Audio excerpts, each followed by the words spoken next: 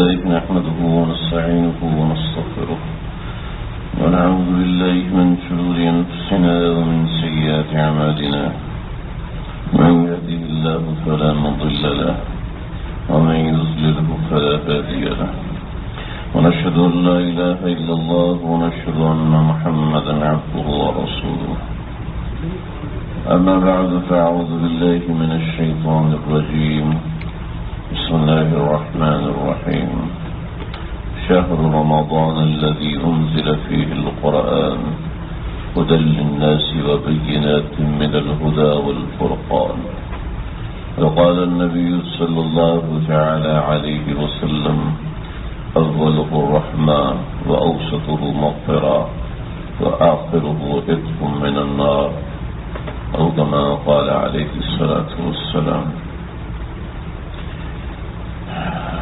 رمضان کا آخری جمعہ آ گیا. فضیلت کے اندر پہلا جمعہ ہو یا آخری جمعہ ہو سب برابر ہیں. آخری جمعے کی کوئی خاص فضیلت نہیں، آخری جمعے کا کوئی خاص عمل نہیں ہے. جو عمل پہلے جمعے کو تھا وہی عمل اس جمعے کو ہے. لیکن ایک زندگی کا وہ دن ہے جو میں آپ آج گزار رہے ہیں، اور ایک زندگی کا وہ لمحہ ہے جو میں اور آپ اس وقت گزار رہے ہیں، اور ایک زندگی کا وہ لمحہ ہوگا جو ہماری زندگی کے آخری لمحات ہوں گے.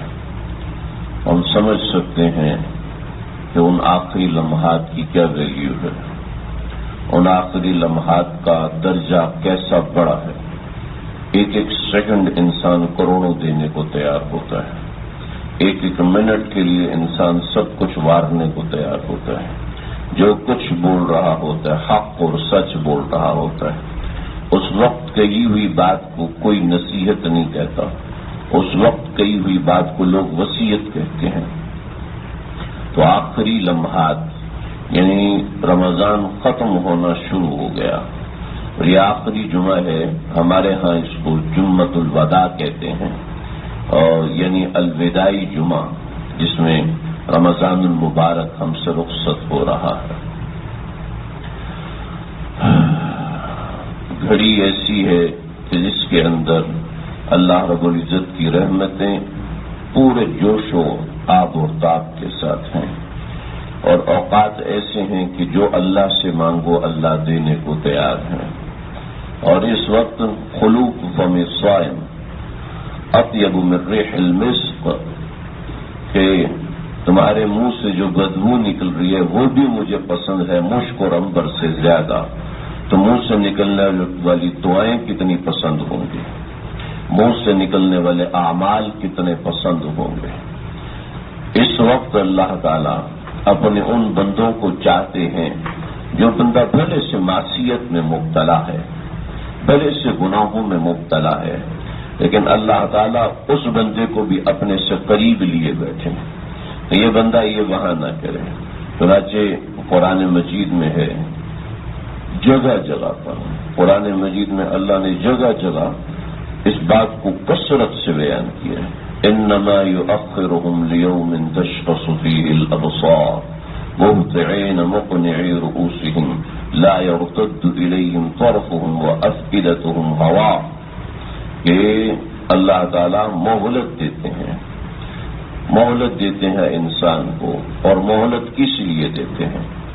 جب حدیث قدسی ہے آپ علیہ الصلوۃ والسلام فرماتے ہیں جس وقت انسان گناہ کرتا ہے، جس زمین پر انسان اللہ کو ناراض کرتا ہے، تو وہ زمین اللہ سے پکارتی ہے کہ اللہ مجھے اجازت دے میں اس کو نگل جاؤں. وہ ہوا اللہ کے سامنے فریاد کرتی ہے مجھے اجازت دیجیے میں زہر بن کے اس کو تباہ کر دوں. اور حدیث میں آتا ہے کہ سمندر کہتے ہیں اللہ اجازت دیجیے میں اس پہ چڑھ دوں، اور فرشتے اس کو پکارتے ہیں کہ اللہ اجازت دیجیے میں اس کو ختم کر دوں. جی ہاں، حدیث میں آتا ہے نبی علیہ السلام نے فرمایا ہمارا تو اتنا علم نہیں ہے، اتنی عقل نہیں ہے کہ ہم اس کو مشاہدہ کر سکیں. تو اللہ جواب فرماتے ہیں دعو عبدی میرے بندے کو چھوڑ دو. ان کان عبدکم فشأنکم بھی، اگر تو تمہارے بندے ہیں تو ٹھیک ہے، جو کرنا چاہتے ہو کر لو. وَإِن كَانَ عَبْدِي، اگر وہ میرا بندہ ہے تو منی وَإِلَيَّ عَبْدِي، میں جانوں میرا بندہ جانے. یہ عام دنوں کی بات ہے، اور رمضان میں کیا خاص اللہ کا کرم ہوتا ہے. حدیث سے منبر میں عام طور پر ہر رمضان کے آخر میں سناتا ہوں.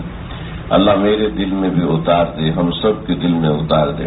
آپ حضرات نے بھی سنی ہوئی ہے، میں بھی اس بات کا تکرار کرتا ہوں، کوئی نئی بات نہیں سناتا، اسی بات کا تکرار کرتا ہوں. شاید کہ اللہ میرے دل میں اتارے، اللہ ہم سب کے دل میں اتارے. نبی علیہ الصلوۃ والسلام نے صحابہ کرام کو جمع کیا اور ایسے مسجد نبوی بھری ہے.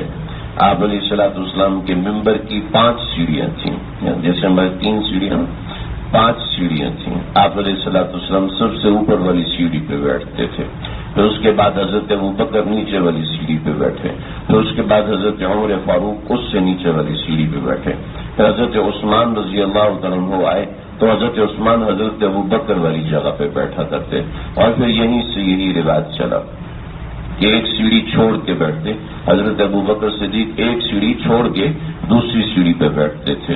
تو بس پھر یہی ہوا کہ ایک سیڑھی سے دوسری سیڑھی پہ بیٹھنا شروع ہوئے کہ نبی علیہ الصلوۃ والسلام پہلی سیڑھی پر بیٹھتے اور یہ ترتیب چلی.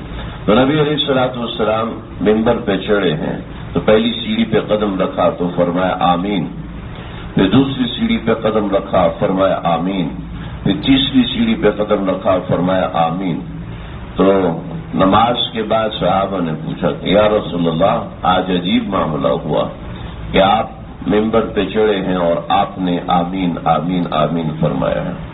دوستو، میں اور آپ دل کے کانوں سے سنیں کہ یہ وہ بد دعائیں ہیں جو جبریل امین کر رہے ہیں.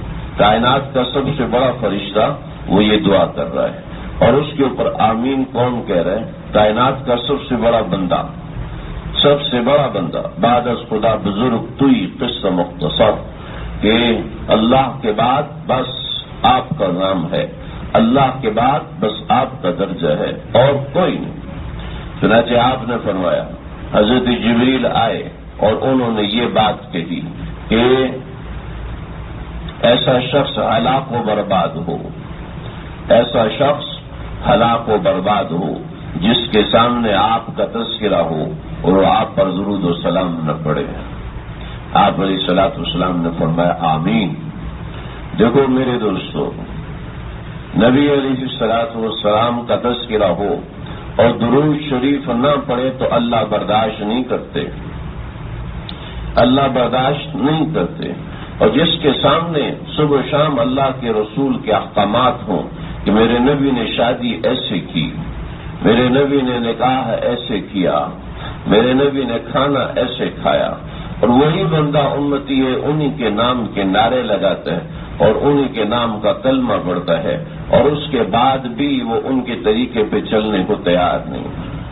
ہماری شادیاں، ہماری خوشیاں، ہمارے غم سارے ہندوانہ طریقوں پہ چل رہے ہیں. ہمارا معاشرہ ساری ہندو تہذیب کو فالو کر رہا ہے، چاہے ہماری شادیاں ہوں، چاہے ہمارے عید کے تہوار ہوں، چاہے ہمارا لباس ہو، چاہے ہماری مارکیٹیں ہوں، چاہے کچھ ہو.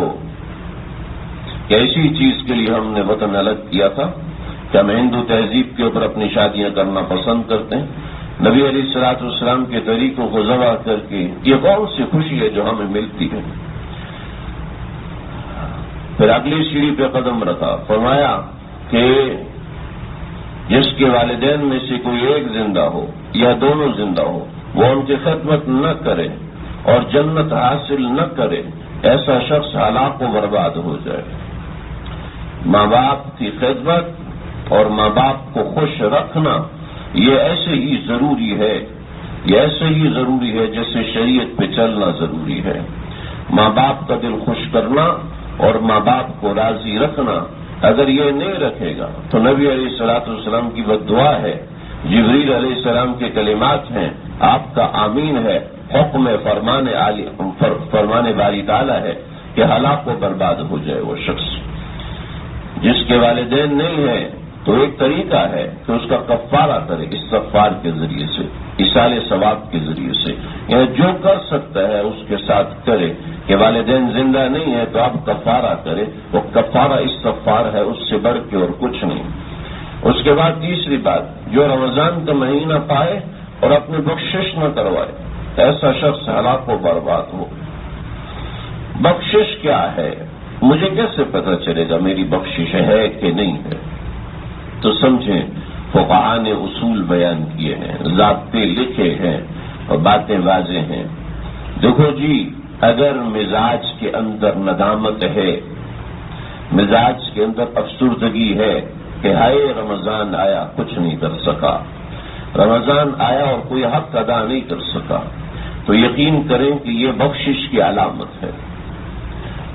جب رمضان انما التوبۃ الندم، انسان نادم ہے اپنے اعمال کے اوپر، پریشان ہے اپنے اعمال کے اوپر، افسردہ ہے کہ مجھ سے رمضان میں کچھ نہیں ہوا، اب یقین کریں یہ اللہ کا پیارا بندہ ہے، اللہ کا قریبی بندہ ہے۔ ندامت اللہ کو بہت پسند ہے۔ تو دوستو، ایسے اعمال انسان کرے کہ اس سے مزاج میں ندامت پیدا ہو۔ ہندوستان کے بہت بڑے شاعر، آل انڈیا شاعر جگر مراد آبادی، جگر مراد آبادی ایسا آدمی تھا کہ اس کے بغیر کوئی مشاعرہ ہوتا ہی نہیں تھا، کوئی مشاعرہ۔ اور جگر مراد آبادی اشعار پڑھتے تھے، ان کی ایک خاص لے ہوتی تھی، ایک خاص طرز ہوتی تھی۔ اس طرز کا طریقہ کار یہ ہوتا تھا کہ وہ مشاعرے میں آتے تھے اور شراب پیتے تھے، اور جب وہ شراب کے نشے میں دھت ہو جاتے تو پھر ان کو آگے مائک کے سامنے بٹھاتے، اب وہ جب اشعار پڑھتے تو ساری محفل لوٹ لیتے۔ اور ہندوستان کے اندر تو شراب ایک عام سی چیز تھی، کوئی ایسا نہیں تھا، لیکن ہر مشاعرے کے اندر ان کا یہی رت تھا اور یہی طرز تھی۔ تو ایک مرتبہ نشتر جو ان کے علاقے کے گورنر تھے، انہوں نے ایک دفعہ ان سے ملنے آئے، تو اس زمانے میں ایسا لگژریس سفر نہیں ہوتا تھا جیسا آج کے زمانے میں ہوتا ہے۔ تو یہ سفر کر گیا تو کپڑے ان کے پرانے ہو چکے تھے اور تھے بھی بالکل دبلے پتلے سے آدمی، تو چوکیدار نے اندر جانے نہیں دیا، کبھی آپ نہیں جا سکتے، گورنر صاحب مصروف ہیں تو آپ اندر نہیں جا سکتے۔ تو اچھی بات ہے، ایک پرچی پہ ایک مصرع لکھا اور کہا کہ اندر جا کے دے دو، اگر یہ پرچی اس نے پڑھ لی تو مجھے روکے گا نہیں، اور اگر نہیں پڑھی تو تجھے چھوڑے گا نہیں۔ اس نے کہا اچھا، تو پرچی لی اور اندر لے کے گیا، تو پرچی پہ لکھا ہوا تھا، نشتر سے ملنے آیا ہوں میرا جگر تو دے۔ تو نشتر نے دیکھا، نشتر سے ملنے آیا ہوں میرا جگر تو دے۔ تو اس نے کہا وہ جگر مراد آبادی آئے ہیں ملنے کے لیے، سبحان اللہ۔ وہ باہر بھاگا اور ان کو لے کر آیا۔ تو ایسا شاید ایک شعر پڑھ کے، ایک جملہ پڑھ کے، ایک جملہ پڑھتا تھا ہندوستان میں مشہور ہو جاتا تھا۔ چنانچہ جگر مراد آبادی جب ان کے پاس آئے ہیں تو انہوں نے کہا کہ ہم نے اجمیر شریف میں ایک نعتیہ مشاعرہ رکھا ہے اور آپ کو اس میں آنا ضروری ہے۔ تو جگر نے جب یہ سنا تو لگا پینے کو تو بے حساب پی لی، اب ہے روز آخرت کا دھڑکا، یا اب ہے روز حساب کا دھڑکا، ہل گئے۔ تب میں، کیونکہ یہ صرف غزلیات لکھتے تھے جس میں طرح طرح کی چیزیں، حقیقت حال بیان ہوتا تھا، کیفیت قلب بیان ہوتا تھا، عاشقوں کی باتیں ہوتی تھیں، اس کے علاوہ اور تو کچھ نہیں ہوتا تھا۔ تو کہا میرے جیسا آدمی وہ نعت لکھے گا؟ نہ یہ نہیں ہو سکتا۔ اور میں نے آپ کو بیک سینیریو بتایا کہ یہ غزل پڑھتا کیسے تھا، کہ شراب پیتا تھا اور شراب پی کے مشاعرے پہ آتا تھا، پھر اس کو اٹھا کے اسٹیج پر بٹھاتے تھے، پھر یہ اشعار پڑھتا تھا اور محفل لوٹ لیتا تھا۔ اب اجمیر شریف والوں نے اعلان لگایا کہ بھئی جگر مراد آبادی آ رہے ہیں، تو ہندوستان میں کوہرام مچ گیا، لوگوں نے احتجاج کرنا شروع کر دیا، بھئی ہم اس جلسے میں نہیں آئیں گے، چاہے کچھ بھی ہو، اس جلسے میں ایک شرابی شراب پی کے نعت پڑھے، یہ تو نعت کی توہین ہے، ہم اس کو برداشت نہیں کریں گے۔ اور دوسری طرف جگر مراد آبادی کو جب کہا تو جگر مراد آبادی کی آنکھوں میں آنسو، تو میرے جیسا آدمی، میرے جیسا شرابی اور نعت رسول مقبول، نہ مجھ سے یہ نہیں ہوگا۔ روزانہ بیٹھتے نعت لکھنے کے لیے، اور اتنا بڑا شاعر بات کرتا تھا، شعر بن جاتے تھے، وہ بیٹھے نعت پڑھنے کے لیے تو نعت کے کلمات ہی نہیں آ رہے۔ بہت پریشان. اور ادھر سے ہندوستان میں شور مچ گیا، جگر کو نعت نہیں پڑھنے تھے، تو انہوں نے جگر مراد آبادی کا نام کاٹ دیا، لیکن کہا کہ آپ کو آنا ہوگا اور آپ آئیں اور 3 دن پہلے پہنچ جائیں، ہم خفیہ طور پہ آپ کو اسٹیج پہ پہنچا دیں گے کہ مشاعرہ کیا جس میں جگر مراد آبادی نہ ہو. چنانچہ آگے بڑھے. جیسے لائبریری، کوئی شعر و شاعری کی لائبریری چل نہیں سکتی جب تک اس میں اقبال نہ ہو، جب تک اس میں مرزا غالب نہ ہو، جب تک اس میں میر تقی میر نہ ہو، تو ایسے محفل چل نہیں سکتی تھی جس میں جگر مراد آبادی نہ ہو. تو انہوں نے کہا کہ اس کو تو بلانا ہے، اور دوسری طرف یہ معاملہ تھا. تو جگر مراد آبادی بالآخر کئی دنوں محنت کرنے کے بعد ایک نظم لکھی، اور نظم لکھی ہے، اور جناب 3 دن پہلے پہنچ گئے، اسٹیج پہ پہنچے ہیں تو اچانک سے اسٹیج سیکرٹری نے جگر مراد آبادی کو ممبر پہ بٹھا دیا، اسٹیج پہ بٹھایا، اور بغیر شراب پیے وہ سامنے جب لوگوں کے آئے تو لوگوں نے شور مچائے کہ ہم ایک شرابی سے نعت نہیں سنیں گے. کیفیت دیکھی تو 2 طرح کے لوگ تھے. بعضوں نے کہا ابھی تو شراب پی کے نہیں آیا، ابھی تو سننے میں حرج نہیں ہے. بعضوں نے کہا یہ پھر جا کے شراب پیے گا، کیا فائدہ ایسے بندے کی نعت سننے کا جس شراب پہ لعنت بھیجی ہے، ایسے بندے کے نعت کا کیا مطلب ہے. تو جگر نے وہاں بیٹھ کے رونا شروع کر دیا، اور روتے روتے اس کی ہچکی بندھی، اور ہچکی بندھنے کے بعد اس نے ایک جملہ کہا، آپ لوگ خاموش ہو جائیں، صرف اتنا بتائیں کہ آپ نعت کے اوپر ہوٹنگ کر رہے ہیں یا میرے اوپر ہوٹنگ کر رہے ہیں. تو مجمع ایسا چپ ہوا، اور پھر جگر مراد آبادی کہنے لگے پینے کو تو بے حساب پی لی، اب ہے روزے حساب کا دھڑکا. اور جگر کا کلام بھی ایسا تھا، لوگوں پہ اثر رکھتا تھا. مجمع پہ سکوت طاری ہوا. پھر انہوں نے اپنے لکھے ہوئے اشعار پڑھے تو مجمع دھاڑے مارنے لگا، جس کا خلاصہ یہ ہے، ایک رند کے اشعار اور سلطان مدینہ. تو مجمع پہ رند ایک فقیر کہ میری کیا اوقات ہے کہ میں اللہ کے نبی کی نعت پڑھوں، میری تو زبان کانپ اٹھی. اور جب سے یہ میرے ذمے لگا اس کے بعد شراب چھوڑی ہے. آل انڈیا ڈاکٹرز جمع ہوئے، جگر نے شراب سے توبہ کا اعلان کیا، اور آل انڈیا ڈاکٹر جمع ہوئے، کہا تھوڑی تھوڑی پیتے رہیے. تو کہنے لگے تھوڑی تھوڑی پیتا رہوں گا تو کب تک جیتا رہوں گا، راجی تھوڑا عرصہ جی لیں گے. تو کہا سنو، جگر نے شراب چھوڑ دی، آج چھوڑ دی اور اسی وقت چھوڑ دی. کیا ہے کہ ندامت ایسی چیز ہے جو اللہ کو بہت پسند ہے. میری پھول کا سیاہ کاری تو دیکھو، ان کی شان ستاری تو دیکھو، گڑا جاتا ہوں جیتے جی زمین پر، گناہوں کی گراباری تو دیکھو. تو پھر ایسی باتیں کہیں کہ دنیا نے ان کو مانا. ندامت، اعمال کے بعد ندامت، رمضان کے روزوں کے بعد ندامت. یہ ندامت اللہ کو بہت پسند، بہت زیادہ پسند ہے. حسن بصری کے زمانے میں ایک نوجوان تھا، اور بہت خوبصورت اور بہت مالدار. باپ کا ملا ہوا مال تھا. جب دولت مفت میں مل جاتی ہے تو انسان اس کو ایسے ہی اڑاتا ہے، اور شراب میں مبتلا اور زنا میں مبتلا اور سب کچھ. اس کی والدہ حسن بصری سے پڑھا کرتی تھی. تو والدہ حسن بصری کے پاس آئیں کہ آپ میرے بیٹے کو نصیحت کیجیے.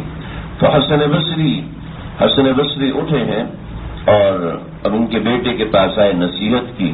لیکن جب انسان کی آنکھوں پہ گناہوں کا خمار ہوتا ہے تو پھر کوئی نصیحت اثر نہیں کرتی، پھر کوئی قرآن کی آیت سمجھ میں نہیں آتی، پھر انسان کو قرآن کی آیات میں اعتراض آنے لگتے ہیں کہ کیونکہ مزاج میں ندامت نہیں ہے.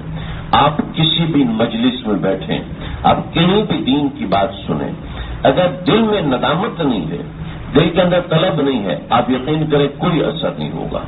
نیا ذرا آبشار کے نیچے آپ پیالہ رکھ دیں کبھی بھی نہیں بھرے گا، الٹا. اور اگر اس سے آدھا کلومیٹر فاصلے پہ سیدھا رکھ دیں گے تو بھر جائے گا فوار سے.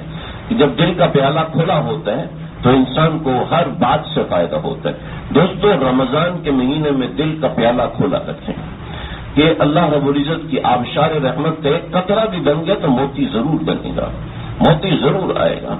چنانچہ سمندر میں سیپ رہتی ہے لیکن موتی ایک قطرے سے بنتی ہے، سمندر کے پانی سے موتی نہیں بنتا، بس ایک قطرہ جب اس سیپ کے اندر چلا جاتا ہے تو موتی بن کے نکلتا ہے، چند قطرے چند موتی بنا دیتے ہیں۔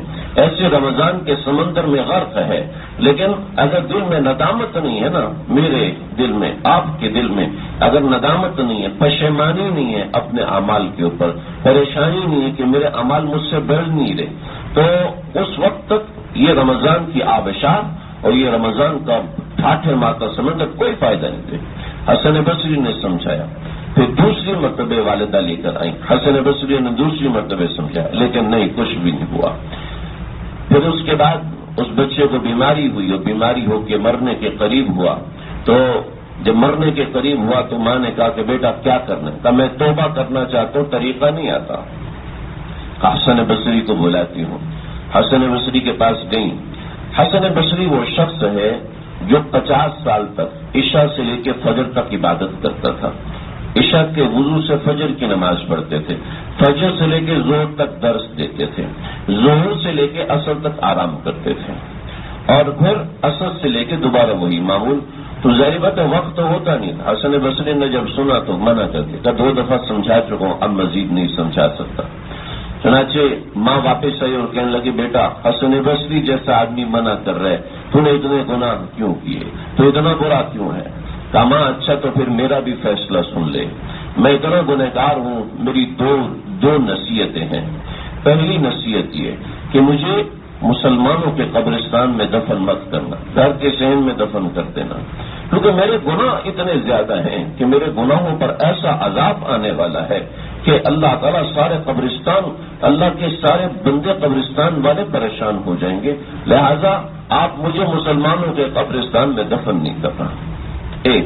اور دوسرا، جب میں مر جاؤں نا تو کوئی بندہ ملے تو ٹھیک ہے، میری چارپائی کو اٹھوا دینا، ورنہ ایسا کرنا کہ میری گردن میں اپنا دوپٹہ ڈالنا اور دوپٹہ ڈال کے بصرہ کی گلیوں میں یہ اعلان کر دینا کہ جو اللہ کا نافرمان ہوتا ہے اس کا انجام یہ ہوتا ہے، اور مجھے بغیر جنازے کے دفن کرنا۔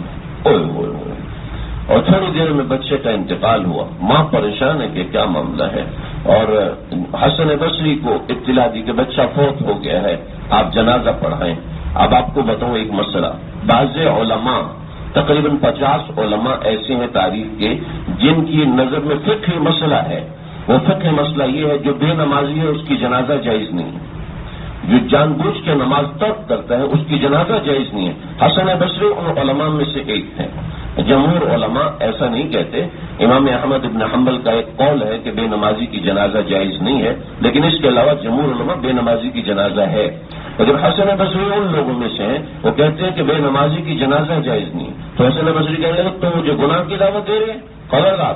دوبارہ میرے پاس آئی، چنانچہ بچے کو ہمسایوں کو بلا کے کفن دیا، تو تھوڑی دیر میں دروازہ بجا، کون ہے؟ حسن بصری 12,000 طلباء کے ساتھ۔ کیا ہوا؟ کہ جنازہ پڑھنے آئے ہیں۔ حضرت آپ کا تو مسئلہ کہ جنازہ جائز نہیں؟ کہ نہیں بیٹی، بات یہ ہے کہ اس نے مرنے سے پہلے شاید کوئی بات کہی ہے، ہاں اس نے یہ کلمات کہے ہیں کہ میں اتنا گندا ہوں، اتنا گنہگار ہوں کہ میرے گناہوں سے قبرستان والوں کو تکلیف ہوگی، اور میں اتنا برا ہوں کہ مجھے عبرت کا نمونہ بنانا چاہیے۔ یہ صرف ندامت ہے، توبہ نہیں کی اس بندے نے، استغفار نہیں پڑا، صرف ندامت، صرف اپنے گناہوں کے اوپر پریشانی ہے کہ میں کتنا برا ہوں، میرے اندر کتنی برائیاں ہیں۔ چنانچہ کہنے لگے کہ میں جیسے ہی آرام کے لیے لیٹا تو باری تعالیٰ کی طرف سے ایسا القاء ہوا کہ مجھے الہام ہو رہا ہے کہ حسن، اگر میرے اس محبوب بندے کی جنازہ نہیں پڑھائی تو میرے پاس مغفرت کے لیے مت آنا۔ تو دیکھو جی، جو شخص نادم ہوتا ہے نا وہ اللہ کا کتنا پیارا ہو جاتا ہے۔ چنانچہ میرے اعمال اللہ کے لیے کافی ہیں، اور ذرا برابر کافی ہیں۔ ہمارے سب کے اعمال اللہ کے لیے اللہ کے شایع نشان نہیں ہو نہیں سکتے۔ تو اپنے رمضان کے اوپر ندامت ہو، اپنے اعمال کے اوپر ندامت ہو، یہی رمضان کا خلاصہ ہے اور یہی ہماری عبادات کا خلاصہ ہے۔ اللہ سمجھنے کی توفیق عطا